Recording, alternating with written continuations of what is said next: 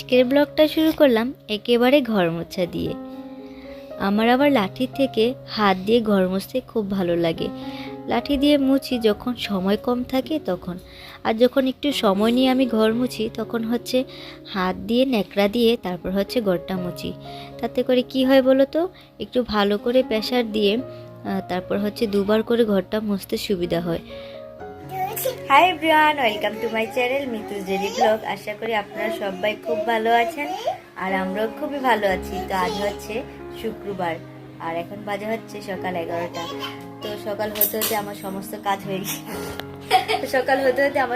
কাজ হয়ে গিয়েছে। ঘর মোছা, তারপর হচ্ছে কাপড় চোপড় কাচা, স্নান করা, বাথরুম পরিষ্কার করা, সব কাজ শেষ। আর কাজের ফাঁকে হচ্ছে বাচ্চাদেরকে ম্যাগি করে খাইয়ে দিয়েছি। আর এখন হচ্ছে আমি কিছু খেয়ে তারপর হচ্ছে রান্না করবো। আর আজকে রান্না কি করবো এটা আপনাদের সাথে অবশ্যই শেয়ার করবো, দেখতে থাকুন। আশা করি খুবই ভালো। তো এখানে আমি আমার পুরো লুকটা আপনাদের সাথে শেয়ার করার চেষ্টা করছিলাম, কারণ যেহেতু আমি এক হাতে মোবাইল ধরেই ভিডিও করি, সেজন্য আমার পুরো লুকটা দেখানো হয় না, যেহেতু স্ট্যান্ড ছাড়া ভিডিও করি। তো এখন হচ্ছে আমি ঘরগুলো সব মুছে একদম ফ্রেশ করে দিয়েছি আর হচ্ছে নিচে বিছানাটা করে দিয়েছি। আমার মেয়ে আবার সোফার চাইতে নিচে বসে খেলা করতে বেশি পছন্দ করে। দেখতে পাচ্ছেন তো কি সুন্দর করে ঘুরে ঘুরে নৃত্য করছে। টিভিতে ভগবানের গান চলছে আর ওখানে নৃত্য করছে, মানে ও গান শুনলেই নাচবে আর সারাক্ষণ হচ্ছে পুতুল নিয়ে নিচে বসে বসে খেলা করবে। তারপর হচ্ছে রান্নাঘরটাকে একবারে ফ্রেশ করে মুছে তারপর হচ্ছে একটু গুছিয়ে গাছিয়ে রেখেছি। এটা হচ্ছে ছোট রুমটাকেও একটু ভালো করে মুছে তারপর হচ্ছে ফ্রেশ করেছি, কিন্তু কিছু কাপড় চোপড় রয়েছে, এগুলো গুছোতে হবে। আর এগুলো হচ্ছে সকালে সব ধুয়ে দিয়েছি। বাচ্চাদের যত কাপড় চোপড় ছিল আজকে হচ্ছে অনেকগুলো কাপড় চোপড় ধুয়ে দিয়েছি। আর হচ্ছে যেহেতু ঘরটা মুছেছি, ঘরের যাবতীয় পাপোশগুলো হচ্ছে আমি ধুয়ে দিয়েছি। আর হচ্ছে এখানে আমার ভগবানের পুজো দেওয়াটা হয়ে গিয়েছিল, ভাবলাম সেটাও আপনাদের সাথে একটু শেয়ার করি। তো যাই হোক, এখন হচ্ছে একটু চা করব, বেশি কিছু করব না, যে চা আর বিস্কিট খাবো। তো এখানে আমার চা করাটা হয়ে গিয়েছে। তো এখানে আমি চাটা করে নিয়েছি। চাটা একটু অন্যরকমভাবে করি, একবারে দুধ দিয়ে আমি জাল দিই না। প্রথম হচ্ছে লিকারটাকে করে তারপর হচ্ছে দুধ মিশিয়ে চাটা করে নিই। তো এখন হচ্ছে রান্নাঘরেই দাঁড়িয়ে দাঁড়িয়ে চা বিস্কুটটা খেয়ে নেব তাড়াতাড়ি করে, না হয় এখন গিয়ে বসলে মেয়ে কোলে উঠে বসে থাকবে আর নামতে চাইবে না। তো সেই জন্য ভাবলাম যে এখানে বসে বসেই চা বিস্কুটটা খেয়ে নিই। আর আমাদের রান্নাঘর আর হচ্ছে ডাইনিং রুম যেহেতু মানে একসাথেই সোজা বরাবর আর কি, সেজন্য রান্নাঘরে দাঁড়িয়ে দাঁড়িয়ে টিভি দেখছিলাম আর হচ্ছে চা খাচ্ছিলাম। তারপর হচ্ছে ফ্রিজ থেকে সমস্ত সবজিগুলো আজ নামিয়ে নিলাম। যা যা ছিল সবজি, ফুলকপি, বাঁধাকপি, কুমড়ো, পেঁপে, মূলো, তারপর হচ্ছে লাল শাক, সব সবজি একসাথে নামিয়ে নিয়েছি। তারপর ভেবে চিন্তে দেখবো আজকে কি রান্না করব, কি করা যায় না করা যায়। আমি হচ্ছে ঠিক এরকমটা আগে সমস্ত সবজিগুলো নামাই, তারপর হচ্ছে দেখি যে আজকে কী রান্না করব, কোনটা দিয়ে কোনটা রান্না করলে ভালো হবে, খেতে ভালো লাগবে। তো দেখো এখানে হচ্ছে মাছ ভাজা বসিয়ে দিয়েছি আর মাছের কারিটা করব হচ্ছে ফুলকপি, আলু আর হচ্ছে পেঁয়াজ কলি দিয়ে। তো এখানে হচ্ছে এগুলো কেটে নিয়েছি আর হচ্ছে মাছ ভাজাটা হয়ে গেলে তারপর হচ্ছে ফুলকপি, আলু, পেঁয়াজ কলিটাকে আমি একটু লাল লাল করে ভেজে নেব। আর তারপর দিয়ে দিলাম জিরে ফোড়ন, আর তার মধ্যে দিয়ে দিলাম জিরের গুঁড়ো, ধনিয়ার গুঁড়ো, হলুদের গুঁড়ো, তারপর হচ্ছে মরিচের গুঁড়ো আর লবণ দিয়ে এখন হচ্ছে মশলাটাকে একটু ভালো করে কষাবো। তো মশলাটা যখন কষানো হয়ে যাবে, যখন উপরে লাল লাল তেলটা ভেসে উঠবে, তখন বুঝতে হবে যে আমার মশলাটা কষানো হয়ে গিয়েছে। আর তার মধ্যে হচ্ছে আমি এখন ভাজা সবজিগুলো দিয়ে দিব, দিয়ে হচ্ছে আর একটু করে ভালো করে নেড়ে চেড়ে সবজি সহ মশলাটাকে একটু কষিয়ে তার মধ্যে হচ্ছে জল দিয়ে দিব। তো দেখো এখানে হচ্ছে আমার কারিটা হয়ে গিয়েছে। তো তোমাদের সাথে পুরোটা শেয়ার করা হয়নি। দেখো দেখতে অনেক সুন্দর হয়েছে আর খেতেও কিন্তু খুব ভালো হয়েছে। আর রান্নার ফাঁকে আপনাদের সাথে শেয়ার করার চেষ্টা করছিলাম যে আমার দুটো দুষ্টু বিড়াল কি করে দেখুন। তো দেখুন বিড়ালের কথা বলতে বলতে এখানে হচ্ছে ছেলে মেয়ে দুজন বারান্দায় এসে খেলা করছিল, তখন আমাকে ডাকলো। তারপর গিয়ে দেখি যে বিড়াল তিনটাকে দেখে বলছে, মা দেখো আমার তোমার আর বোনের মতো। ছেলে বলছে, মার সাথে দুটো ছোট ছোট বিড়াল বাবু ঘুমোচ্ছে। তো দেখে খুব হাসি পেলো আর আপনাদের সাথে শেয়ার করলাম।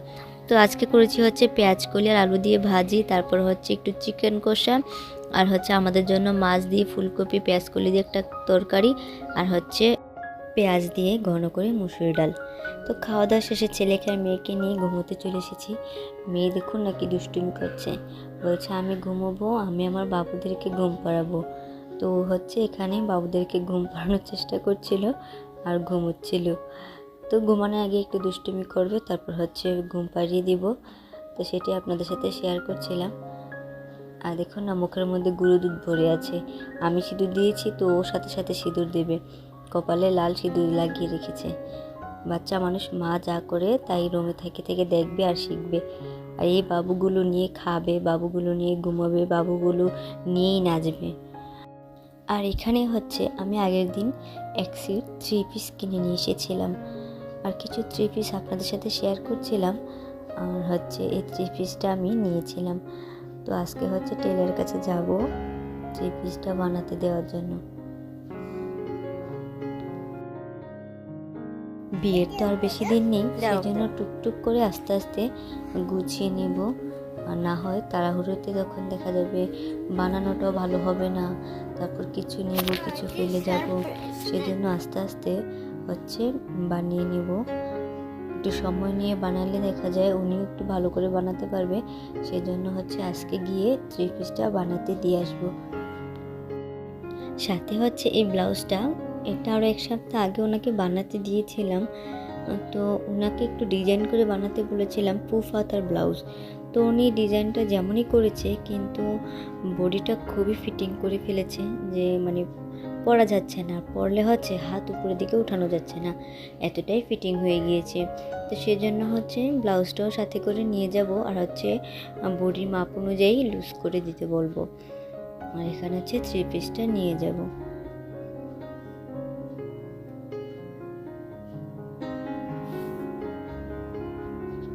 তো ছেলে মেয়েকেও সাথে নিয়ে যাব। ছেলেকে হচ্ছে শীতের পোশাক, মেয়েকেও হচ্ছে শীতের পোশাক পরিয়ে দিলাম, আর আমিও হালকা একটা চাদর গায়ে জড়িয়ে নিলাম।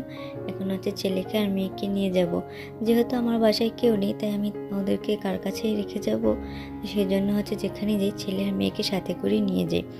আর কারো বাসায় এতটা সময় যেন রেখে যেতে আমার ইচ্ছে করে না, বা ছেলেও থাকতে চায় না, ছেলেও চায় মার সাথে গিয়ে একটু ঘুরে আসি, আর মেয়ে তো থাকবেই না আমাকে ছাড়া। তো চলুন আমাদের সাথে দেখতে থাকুন, আশা করি খুবই ভালো লাগবে।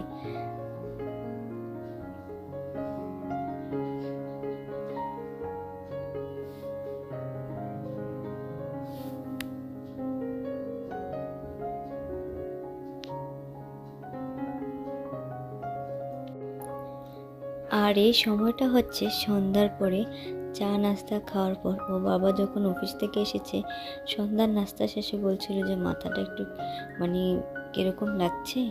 তো বললাম দাঁড়াও, ঝাল ঝাল টক করে একটা বড়ি ভর্তা করি, তো বড়ি ভর্তাটা খেলে অনেকটা ভালো লাগবে। আর আমার কাছে মানে টক জিনিস একা খেতে ভালো লাগে না। তো আমাদের বাসায় যেহেতু সেরকম কেউ নেই, তো সেই জন্য ভাবি যে যাই হোক ও আসলে একসাথে খাবো। তো জলপাইয়ের দিনে জলপাই ভর্তা, বড়ির দিনে বড়ি ভর্তা, তারপর হচ্ছে আমরা দিনে আমরা। ও অফিস থেকে আসার পরেই হচ্ছে আমি ভর্তা বানাই, তো দুজনে মিলে খাই। ছেলে আর মেয়ে খেতে চায় না। তো দেখো এখানে হচ্ছে আমাকে দেখেছে, এখন মেয়ে বলছে আমি বানাবো, ছেলে বলছে আমি বানাবো। মানে বাচ্চা মানুষ তো, ওদের কাছে এইসব জিনিস করতে খুবই ভালো লাগে। কোনো জিনিস ভেঙে ফেলা, ছোলা, তারপর হচ্ছে থেতো করা। তারপর ওদের কাছ থেকে নিয়ে হচ্ছে আমি বড়ি ভর্তাটা করেছি। ওখানে কাঁচামরিচ দিয়েছি, তারপর হচ্ছে ধনে পাতা দিয়েছি, চিনি, লবণ দিয়ে হচ্ছে বড়ি ভর্তাটা করেছিলাম। আর দেখতে যেরকমটা হয়েছে, খেতেও কিন্তু অনেকটাই স্বাদ হয়েছে। ঝাল, টক, মিষ্টি, তারপর হচ্ছে কাঁচামরিচ আর ধনেপাতার একটা গন্ধ। বড়ি ভর্তাটা কিন্তু খুবই ভালো লেগেছিল, তো আপনাদের সাথে একটু শেয়ার করলাম। আর আমার মেয়ের একটা বদ অভ্যাস আছে, সারাদিন মায়ের কাছে থাকলেও রাতের ঘুমটা হচ্ছে বাবার কোলে উঠেই ঘুমাবে। তো এখানে হচ্ছে মেয়ে বাবার কোলে উঠেছে, তো ছেলে বলছে আমাকেও কোলে নাও, আমাকে তো এখন আর কোলেই নাও না তেমন। তো এখন দাদা কোলে উঠেছে বলে মেয়ের মনটা খারাপ, বলছে আয়ন উঠেছে আমি কি করে ঘুমাবো। তো এখানে আমি মেয়েকে একটু ব্যঙ্গ করছিলাম, মজা করছিলাম। তুমি আমরা ধরে ঘুমা থাকো, আমি উপরে শুয়ে থাকো, ঘুমাও ঘুমাও, তুমিও ঘুমাও তাহলে তো চলে, তুমি আমার সাথে ঘুমাও, তুমি এখানে মাথা রাখো।